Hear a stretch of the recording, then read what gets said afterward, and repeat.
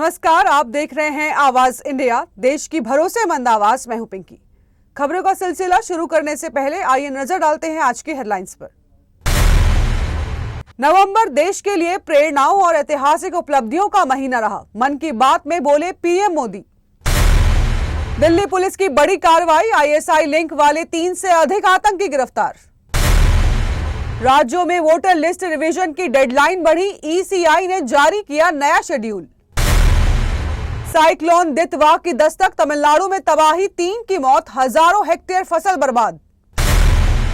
श्रीलंका में जारी दितवा का कहर, भारत ने भेजी राहत सामग्री, जयशंकर ने शेयर किया वीडियो। अब खबरें विस्तार से।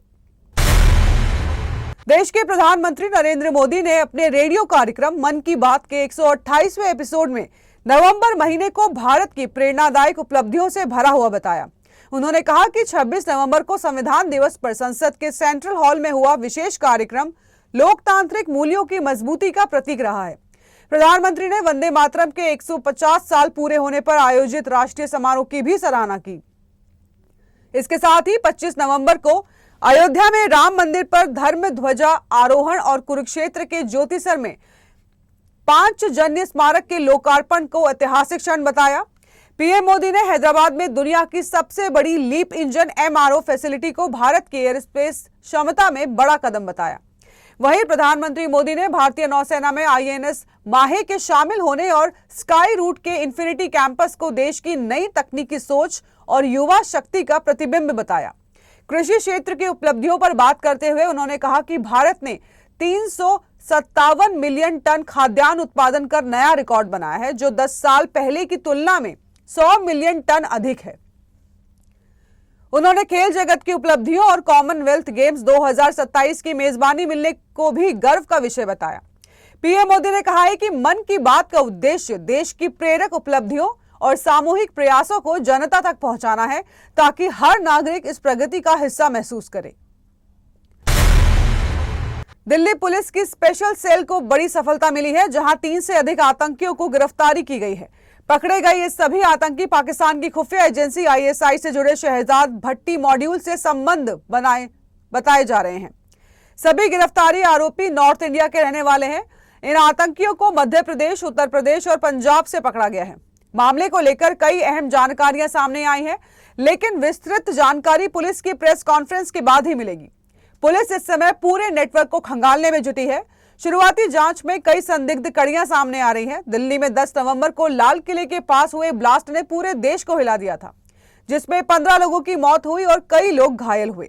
जांच में सामने आया है कि इस हमले के पीछे डॉक्टरों की एक चेन शामिल थी, जिसके तार आतंकी संगठनों से जुड़े थे। जिस कार से ब्लास्ट किया गया था उसे भी एक डॉक्टर चला रहा था। बाद में देश भर में छापेमारी कर कई डॉक्टरों को गिरफ्तार किया गया है। हाल ही में यह जानकारी भी सामने आई थी कि इस ब्लास्ट में शामिल आतंकियों के आपसी संबंध खराब थे। उमर आईएसआईएस और जैश की सोच से प्रभावित था और कश्मीर में बुरहाना वानी का उत्तराधिकारी बनना चाहता था, जबकि फरीदाबाद मॉड्यूल के आतंकी अलकायदा की विचारधारा से प्रभावित पाए गए हैं। दिल्ली पुलिस लगातार ऐसे मॉड्यूल पर सख्त कार्रवाई कर रही है।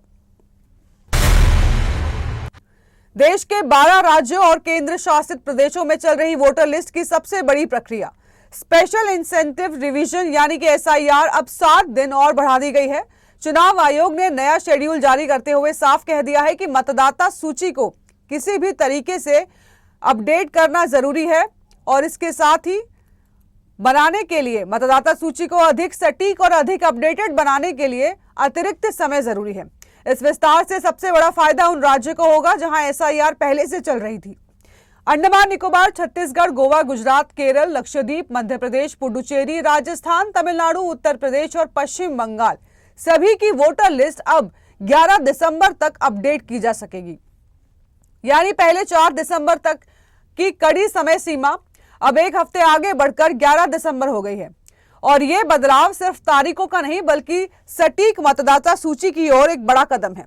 ड्राफ्ट रोल अब 16 दिसंबर को जारी होगा और यहीं से शुरू होगी क्लेम ऑब्जर्वेशन की सबसे अहम प्रक्रिया। मतदाता अपना नाम जोड़ सकेंगे, गलतियां सुधरवा सकेंगे और फर्जी या अयोग्य नाम हटाने की अपील भी कर सकेंगे।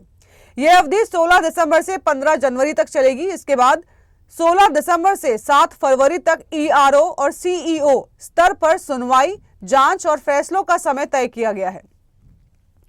इस बार बीएलओ और फील्ड वेरिफिकेशन की अवधि भी बढ़ा दी गई है ताकि कोई भी योग्य मतदाता छूटे नहीं और कोई भी गलत नाम बच ना सके। अंतिम मतदाता सूची यानी कि फाइनल पब्लिकेशन भी बदला है और अब 10 फरवरी की जगह 14 फरवरी 2026 को जारी होगी। आयोग का कहना है कि टारगेट एक ही है, एक ऐसी मतदाता सूची तैयार करनी जो अधिक सटीक हो, अधिक पारदर्शी हो और पूरी तरह अपडेटेड हो। चुनाव आयोग के इस फैसले के बाद मतदाताओं को भी ज्यादा समय मिला है और प्रशासन को भी। अब देखना यह है कि बढ़ी हुई समय सीमा के बाद वोटर लिस्ट की सटीकता कितनी मजबूत होती है। फिलहाल के लिए देश के 12 राज्यों में वोटर लिस्ट रिवीजन की बड़ी राहत और आगे की प्रक्रिया के लिए कई टाइमलाइन तय। दक्षिण भारत पर चक्रवात दितवा का कहर और तस्वीरें जितनी डराती हैं, हालात उतने ही गंभीर दिखाते हैं। तमिलनाडु में तेज हवाएं और मूसलाधार बारिश ने तबाही की लकीर खींच दी है। तूतीकोरिन से मयिलादुथुराई तक दीवारें गिरी, करंट लगा और 3 लोगों की जान चली गई। राज्य सरकार के मुताबिक 334 कच्चे घर ढह गए हैं, 139 जानवरों की मौत हो चुकी है और खेती ने तो जैसे घुटने टेक दिए हैं। 57,000 हेक्टेयर जमीन पानी में दबी पड़ी है और इस बीच दितवा अब और तेज हुआ है। आज तमिलनाडु और पुडुचेरी के तटों से टकराने वाला है। मौसम विभाग ने कुड्डालोर, नागपट्टिनम, मयिलादुथुराई, विल्लुपुरम लगातार अलर्ट पर रखे हैं। लहरें ऊंची है, हवाएं तेज हैं और कई तटीय इलाके पानी में डूब चुके हैं। रेस्क्यू मोर्चे पर एनडीआरएफ की 14 टीमें तमिलनाडु में तैनात, पुणे और वडोदरा से 10 और टीमें चेन्नई पहुंचाई गई हैं। रेलवे ने 11 ट्रेनें डाइवर्ट, एयरपोर्ट पर 54 फ्लाइट रद्द, इंडिगो ने कई रूट कैंसिल कर दिए हैं। पुडुचेरी में स्कूल कॉलेज बंद, यूनिवर्सिटी ने परीक्षाएं रद्द कर दी हैं। रामेश्वरम की लहरें उफान पर, नागपट्टिनम की झुग्गियां पानी में डूबी हैं और कराईकल में 900 नावें किनारों पर खड़ी कर दी गई हैं। यह सिर्फ बारिश नहीं है, यह दितवा का प्रहार है जिसका अगला वार कब और कितना भारी होगा, पूरे दक्षिण भारत की नजर अब इसी पर टिकी है। तूफान बस कुछ ही घंटों की दूरी पर है। श्रीलंका में चक्रवात दितवा से भारी तबाही मची है जिससे मरने वालों की संख्या 150 से अधिक हो गई है। भूस्खलन और अचानक आई बाढ़ ने कई लोग दब गए हैं और बह गए हैं। राष्ट्रपति अनुरा कुमारा दिसानायके ने पूरे देश में आपातकाल लगा दिया है। भारत ने ऑपरेशन सागर बंधु के तहत 2 सैन्य विमानों से करीब 21 टन राहत सामग्री भेजी है। एनडीआरएफ की टीम रेस्क्यू ऑपरेशन में जुड़ी है। वहीं विदेश मंत्री जयशंकर ने जाबाज जवानों का एक वीडियो शेयर किया। राहत कार्यों में हेलीकॉप्टर और बोट का भी इस्तेमाल किया जा रहा है। भारतीय जवान इस वक्त देवता बनकर आपातग्रस्त लोगों की जान बचा रहे हैं। डीएमसी की रिपोर्ट के अनुसार मरने वालों की संख्या बढ़कर 153 हो गई है और 191 लोग अभी भी लापता हैं। कुल 25 जिलों में 2,17,263 परिवार और 7,74,724 लोग प्रभावित हुए हैं। बाढ़, भूस्खलन और भारी बारिश के कारण हालात अभी भी कठिन हैं। 798 राहत शिविरों में 27,494 परिवार आश्रय लिए हुए हैं।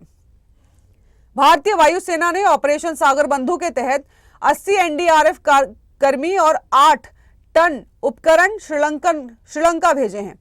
जरूरतमंदों के लिए राशन और जरूरी सामान भी पहुंचाया गया है। भारत ने पड़ोसी प्रथम की नीति के तहत संकट की घड़ी में श्रीलंका के साथ मजबूती से खड़ा होने का संदेश दिया है। राहत और बचाव अभियान लगातार जारी है। वक्त हो चला है एक छोटे से ब्रेक का।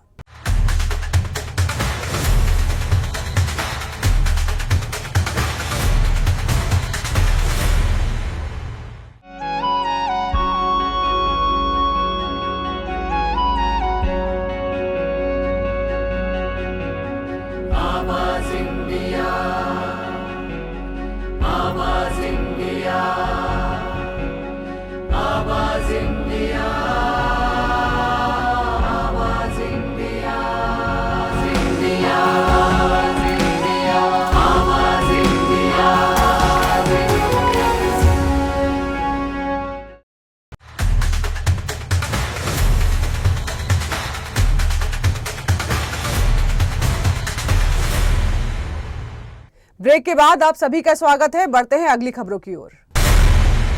बीएसएफ त्रिपुरा फ्रंटियर के इंस्पेक्टर जनरल आलोक कुमार चक्रवर्ती ने जानकारी दी है कि भारत बांग्लादेश अंतर्राष्ट्रीय सीमा पर नई डिजाइन की फेंसिंग लगाने की योजना पर तेजी से काम हो रहा है। उन्होंने बताया कि मौजूदा फेंसिंग अपनी निर्धारित समय सीमा पूरी कर चुकी है और कई हिस्सों में मौसम खासकर भारी बारिश के कारण नुकसान भी पहुंचा है। भारत की कुल 4096 किलोमीटर लंबी बांग्लादेश सीमा में से 856 किलोमीटर हिस्सा त्रिपुरा में पड़ता है, जहां फेंसिंग की मजबूती और टिकाऊपन बड़ी चुनौती बन गई है।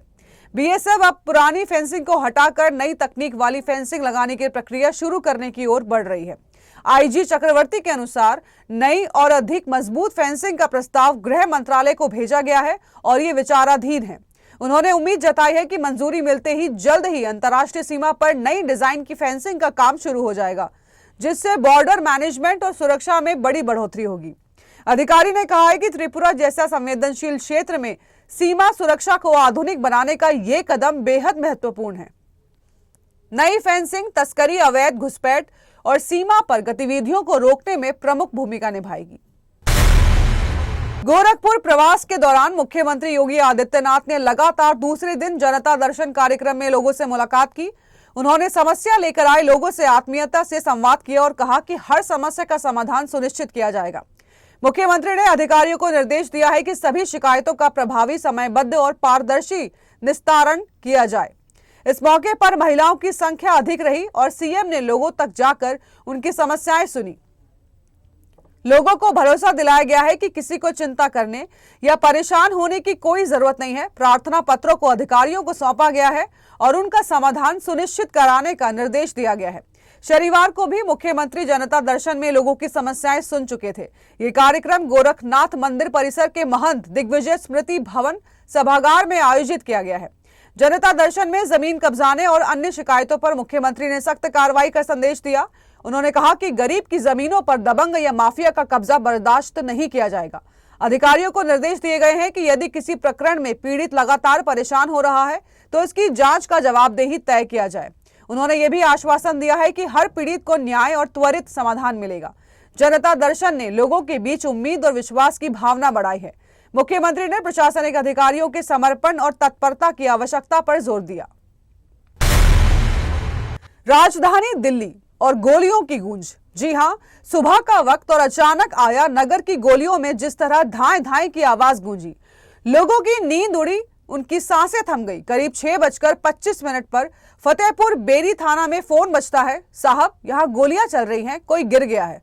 और जब पुलिस मौके पर पहुंचती है तो जमीन पर 52 साल का रतन खून से लथपथ, कई गोलियों से छलनी पड़ा था।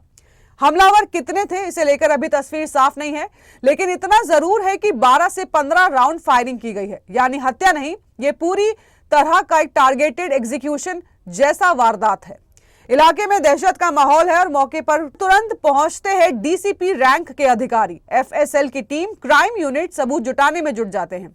जमीन पर पड़े कारतूस, ब्लड सैंपल, फॉरेंसिक मैपिंग, सब कुछ दर्ज किया जा रहा है। पुलिस शुरुआती जांच में इसे प्लान्ड मर्डर मान रही थी और अब फोकस है सीसीटीवी फुटेज पर। कौन आया, कितनी देर रुका, किस दिशा में गोली चली, हर एंगल खंगाला जा रहा है। रतन की हत्या क्यों? क्या कोई पुरानी दुश्मनी, क्या गैंगवार या फिर कोई निजी रंजिश? पुलिस रतन के परिवार से भी पूछताछ कर रही है ताकि इस मौत के पीछे छिपे राज सामने आ सके। फिलहाल हत्या का केस दर्ज हो चुका है और कई टीमें आरोपियों की तलाश में लगा दी गई हैं। लेकिन आया नगर में गोलियों की तड़तड़ाहट लोगों के मन में अब एक गूंज बन गई है। बिहार के मोतिहारी में कोटवा डिप्पू मोड़ पर एक दिल दहला देने वाला सड़क हादसा हुआ, जहां तेज रफ्तार ट्रक ने 5 बाइक सवारों को कुचल दिया। NH 27 पर हुई इस घटना में टक्कर इतनी भीषण थी कि 5 बाइक ट्रक के नीचे फंस गए और मौके पर ही 5 लोगों की मौत हो गई।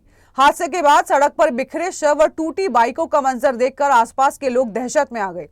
स्थानीय लोगों ने और प्रशासन की मदद से घायलों को तुरंत अस्पताल पहुंचाया गया और निजी हॉस्पिटल में भेजा गया है।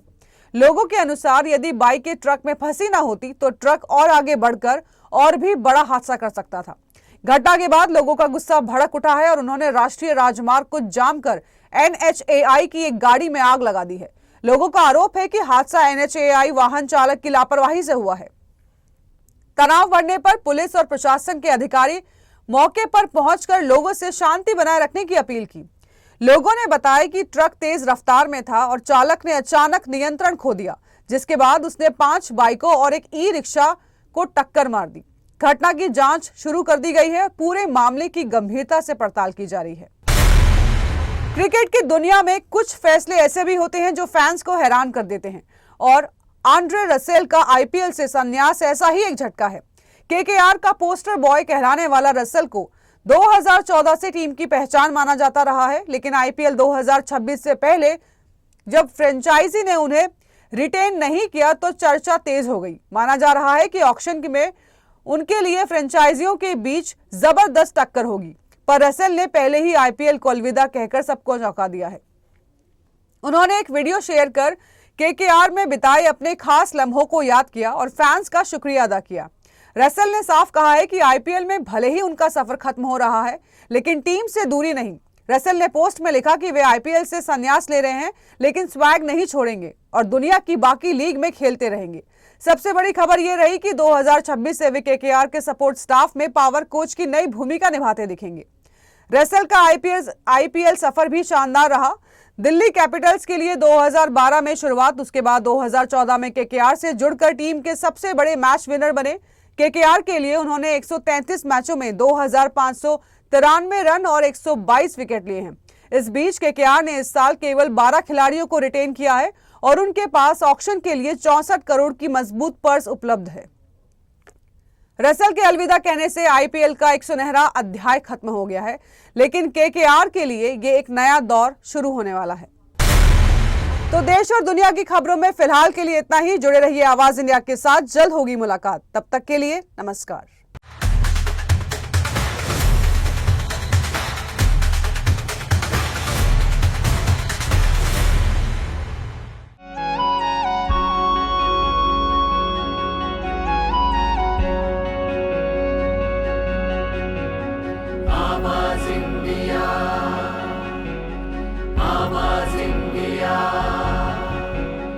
आवाज इंडिया